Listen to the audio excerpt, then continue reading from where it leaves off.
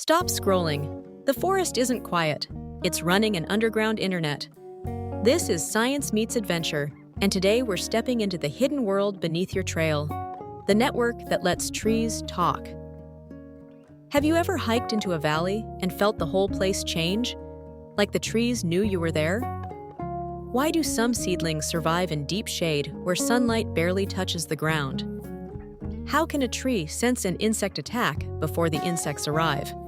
And if plants compete for light, why would they ever share food? Keep those questions in your pack. We're going underfoot.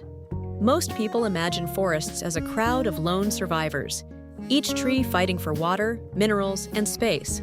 That's the myth. Myth bust. A thriving forest often behaves less like a battlefield and more like a neighborhood with shared infrastructure. The builders of that infrastructure aren't animals, they're fungi. Not the mushrooms you photograph on hikes. Those are just the fruiting bodies. The real organism is a web of microscopic threads called mycelium, spreading through soil like living fiber optic cable. When mycelium links with a tree's roots, you get mycorrhizae. Simple translation, fungus root teamwork. Trees make sugar from sunlight. Fungi are elite miners, pulling water and nutrients from tiny soil pockets roots can't reach. So they trade. Sugar for minerals, carbon for phosphorus, energy for water. A deal. Here's the twist. Those fungal threads don't stop at one tree. They connect to many. So the forest can become a network, like Wi-Fi.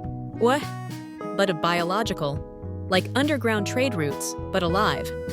Like a group chat, except the messages are chemicals. Scientists sometimes call it the Wood Wide Web. And yes, information can move through it. Picture your next hike after rain. The ground is dark and soft. The air smells like cedar and wet stone. Your boots press into moss that feels springy, almost engineered. Under that moss is a mesh of living threads, layered through the soil, touching roots like 1,000 tiny handshakes. Every step is over a conversation you can't hear. So what does talking actually mean? Not words, not thoughts, signals. When insects chew leaves, plants release chemical alarms. Above ground, those chemicals can drift through air. But below ground, signals can travel through connected roots and fungi, like a private message on a wired line. In some experiments and observations, nearby connected plants ramp up defenses after a neighbor is attacked, before the threat reaches them. Not every time. Not in every forest, but enough to make you rethink silent woods.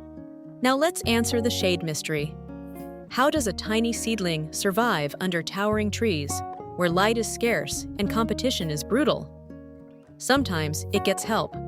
In certain conditions, researchers have tracked carbon moving from one plant to another through shared fungal connections, like supplies routed through hidden tunnels. That means a stronger tree can indirectly support a weaker neighbor or a young seedling, especially when that seedling shares the same fungal partners. This isn't tree kindness, it's an ecosystem strategy. If the community survives, the fungi survive, and the whole system keeps access to water and nutrients. And now, the mid-video mind-blower. A forest can function like a living power grid. Energy, nutrients, and warning signals can be routed through hubs and pathways. Some older, well-connected trees act like routers, major nodes with many links. Lose a router, and the network doesn't just miss one tree. It can stutter. You can feel the difference on the trail.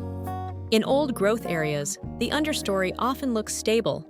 Mosses thick, seedlings clustered, soil rich. In disturbed patches, everything can feel harsher. Drier ground, fewer fungi, slower recovery. That's not just because trees are gone. It's because relationships are gone. Here's another twist. The Wood Wide Web isn't a charity, it's an economy. Fungi can favor partners that pay more sugar. Trees can reward fungi that deliver more nutrients. Some plants tap in and take more than they give. It's negotiation under your boots. So how could a tree know pests are coming? Because an attack isn't only damage, it's information. One tree gets bitten, a signal spreads, neighbors prep their defenses, not a thought. a cascade. Now, practical trail utility.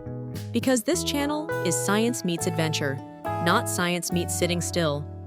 Next time you hike, look for quick clues of an active underground world. Océan. Springy, moisture-rich soil with thick leaf litter. Seedlings surviving in deep shade near big trees. Mushrooms popping after rain, hinting at a busy fungal system. And here's the behavior shift that changes how you travel. Treat the forest floor like infrastructure. Stay on trails where possible. Avoid digging or ripping up moss for photos. Repeated compaction can stress the threads that help forests hold water and recover. One more, wait. What? Uni. Moment for explorers. Wildfires, droughts, and storms don't just test trunks, they test connectivity. After a burn, the first green return often follows the surviving fungal highways. In drought, trees that stay plugged into deeper-reaching fungi can hold on longer, while disconnected ones crash fast. And when you see a fallen giant, don't think dead, think bridge. That log feeds fungi, fungi feed roots, roots feed new growth. Even decay is part of the messaging system. The forest recycles information and nutrients the way a good expedition team shares supplies. Now zoom out. If a forest is a network, then heavy disturbance isn't just removing trees. It can be cutting cables. Replanting helps, but you can't instantly rebuild decades of underground partnerships, like rebuilding a city without restoring roads, power, and water lines. So what are forests really? Not a collection of trunks, not a postcard of green. They're communities, connected by living thread, trading resources, sharing alerts, and shaping who survives. Next time you stop on a ridge and look down at a sea of trees, remember, the biggest story is happening where you can't see it. Under roots, under fungi, under your feet. If this made you see every hike differently, hit like, share this with your adventure crew, and subscribe to Science Meets Adventure.